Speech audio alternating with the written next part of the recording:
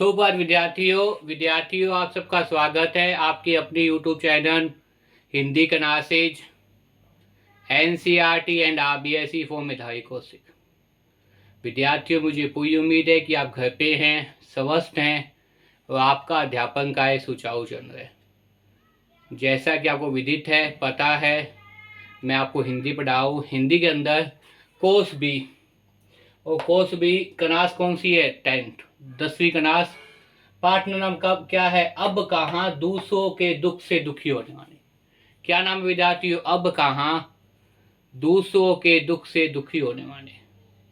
अब कहाँ दूसरों के दुख से दुखी होने वाले।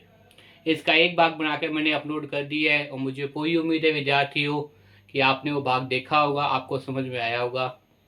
अब मैं इसका दूसरा भाग लेके आया हूँ। अगर मेरे द्वारा तैयार की वीडियो आपको पसंद आती है तो वीडियो को लाइक कीजिए, कमेंट कीजिए, शेयर कीजिए विद्यार्थियों। और चैनल पे अगर आप नए हैं तो चैनल को तुरंत सब्सक्राइब कर लीजिए। घर पे ये खूब मन लगा कर पढ़िए विद्यार्थियों। देखिए, अब कहाँ दूसरों के दुख से दुखी होने वाले। अब कहाँ दूसरों के दुख से दुखी होने वाले। इससे मैंने बताया था कि लेखक ने क्या किया है, पाठकों को कई व्यक्तियों के नाम देकर इस बात को बताने का प्रयास किया है कि अब धरती के सभी जीवों पर पूर्ण अधिकार है। ईश्वर के बारे में बताएं कि ईश्वर क्या है? परमात्मा पर सबका पूर्ण अधिकार है। किस पर भाई? परमात्मा पर, ईश्वर पर क्या है? सबका पूर्ण अधिकार है। क्या है? पूर्ण अधिकार। क्या है? पूर्ण अधिकार। किस पर? ईश्वर। कुछ उदाहरण के माध्यम से अपनी बात को बताना चाहता है, अपनी बात को विस्तार से समझाना चाहता है विद्यार्थियों। और वो विस्तार से क्या समझाना चाहता है कि देखिए,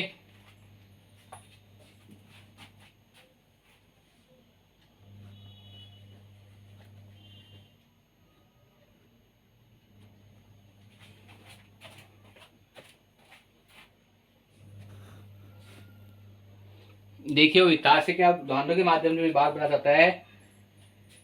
भाई बहन के सोनों में क्या बनना चाहता है, वो कुछ उदाहरण आपके सामने दे रहे हैं। उन उदाहरणों के अंदर पहला उदाहरण जो है वो देखिए।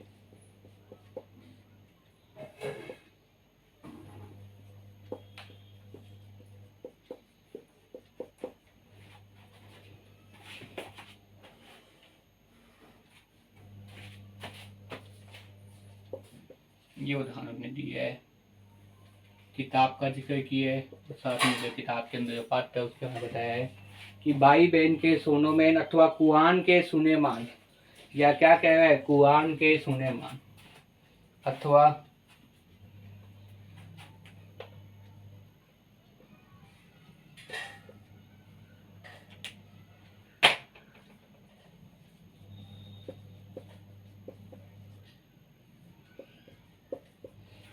कुआन के क्या है भाई? कुआन का जो पात्र है उस पात्र को बताया है आपके सामने।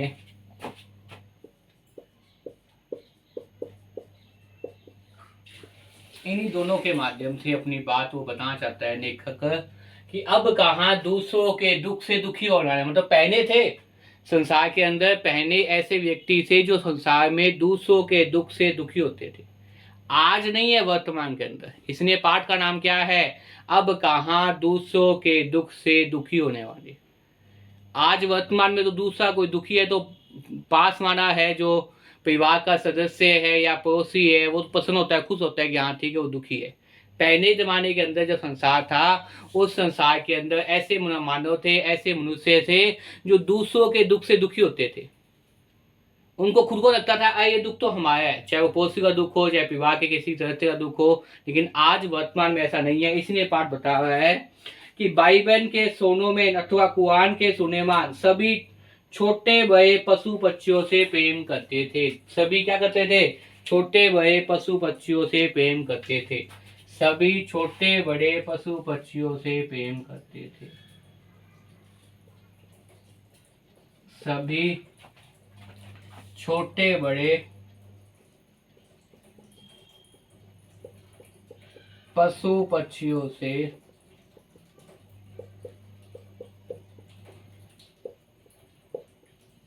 प्रेम करते थे। किसी प्रकार से हो, छोटे और बड़े पशु पक्षियों से क्या करते थे, प्रेम करते थे सभी। चाहे तो भाई बहन का सोनेमान देख लीजिए, क्या आप कुआन के सोनेमान देख लीजिए, सभी का ये कर्तव्य था, सभी का ये बात था, सभी की ये विचारधारा थी कि वो छोटे बड़े सभी जीवों से क्या करते थे, प्रेम करते थे, स्नेह करते थे। महाकवि शेखराज के पिता ने एक जीवन को देने के लिए अथवा भोजन बीच में छोड़ दिया था। नूह पैगंबर ने कुत्ते को धुतकार दिया था, परंतु जीवन भर पश्चाताप की अग्नि में जलते हैं। किन्होंने भाई, नूह पैगंबर ने। जो ये महान महान लोग हुए थे धरती के अंदर, जिन्होंने क्या किया है, सभी छोटे बड़े जीव जंतु पशु प्रेमियों से प्रेम करते थे, स्नेह करते थे। अनेक उदाहरणों के माध्यम से, अनेक उदाहरणों के माध्यम से कवि यहाँ पे क्या कह रहा है, लेखक यहाँ पे आपकी बात बता रहा है कि सभी जीव जंतुओं से क्या करना चाहिए, प्रेम करना चाहिए। इतिहास में ऐसे अनेक उदाहरण है जब मानव ने क्या किया, खुद को दुख देकर उन जानवरों की हिफाजत की है, उन जानवरों की सुरक्षा की है। अगर कभी गलती से किसी जानवर पे उन्होंने कुछ दुत्कार दिया है, जानवर कुछ कह दिया, तो जीवन भर क्या है, उस दुख में पछताते रहे कि मैंने उस दिन गुस्से में आकर उस जानवर पे क्या कर दिया था, उनको पीट कर दिया, तो दुखी कर दिया था। अंग्रेजी उदाहरण बताए गए हैं पाठ के अंदर कि महाकवि शेखराज के पिता ने एक जोंटे को जीवन देने के लिए अपना भोजन बीच में छोड़ दिया। नूह पैगंबर ने एक कुत्ते को धुतकार दिया, परंतु जीवन भर पश्चाताप की अग्नि में जलते रहे। पहले का जमाना क्या था, वसुदेव कुटुंब का था, परंतु अब लोगों का जीवन अपने में ही सिमटने लग गया है। पहले का जो जमाना था, पहले का जो संसार था, मैंने पहले ही बताया आपको, एक तरफ तो पहले का और एक तरफ वर्तमान का, दोनों के बीच में आपने तुलना करनी है। पहले का जो संसार था वसुदेव कुटुंबकम था, संपूर्ण धरती क्या है, हमारा परिवार है। इसलिए जब हम मान लेते हैं धरती में सभी लोग हमारे परिवार के सदस्य हैं, उनके दुख हमारे दुख हैं, उनका सुख हमारा सुख है, हमारा सुख उनका सुख है, उनका दुख हमारा दुख है। इस प्रकार की बातें पहले थी। आजकल तो परिवार अपने में समेट गए हैं। वर्तमान परिस्थितियों के अंदर ऐसी भावना नहीं है। पहले कौन सी भावना थी, वसुदेव कुटुंब की भावना थी, परंतु अब लोगों का जीवन अपने आप में ही सिमटने लगा है। मानव हर बदलते समय के साथ साथ अत्यधिक स्वार्थी होता जा रहा है। बहुत महत्वपूर्ण पंक्ति बताई है कि मानव क्या है, हर बदलते समय के साथ, मानव हर बदलते समय के साथ वो अधिक स्वार्थी होता जा रहा है। मानव हर बदलते समय के साथ, मानव हर बदलते समय के साथ वो अधिक स्वार्थी हो रहा है। समय के साथ वो अधिक क्या होता जा रहा है भाई, स्वार्थी होता जा रहा है, स्वार्थी बनता जा रहा है। ये मानव के बारे में है, बनता जा रहा है। आए जब मानव की ही परवाह नहीं करता, जब एक परिवार का सदस्य दूसरे सदस्य की परवाह नहीं करता, तो जानवर तो बहुत दूर की है।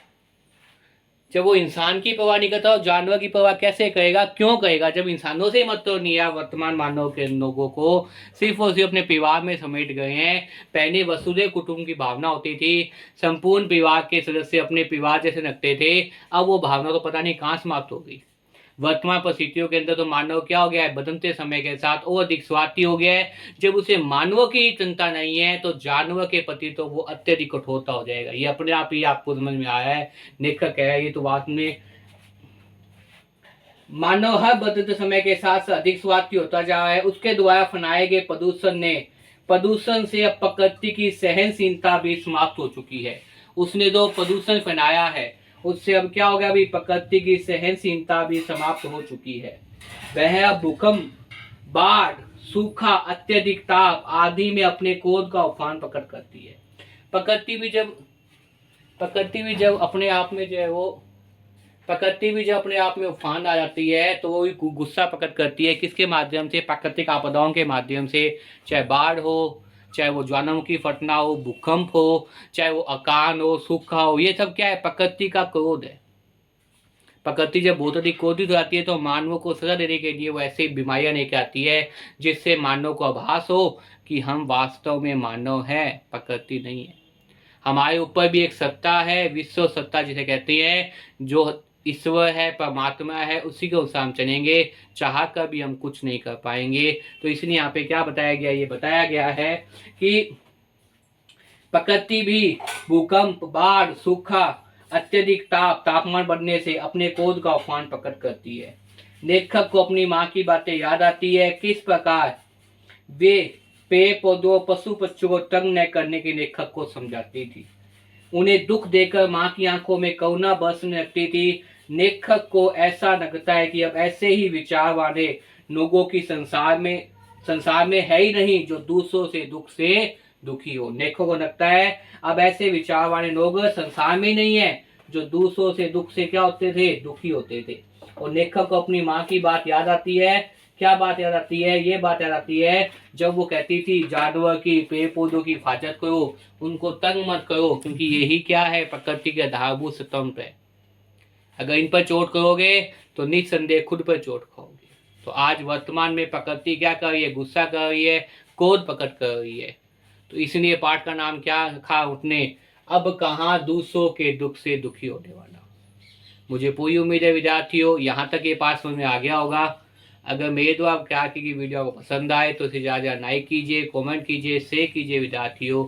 और चैनल पर अगर आप नए हैं तो चैनल को तुरंत सब्सक्राइब कर लीजिए। घर पे ये खूब मन लगा कर पढ़िए विद्यार्थियों। धन्यवाद।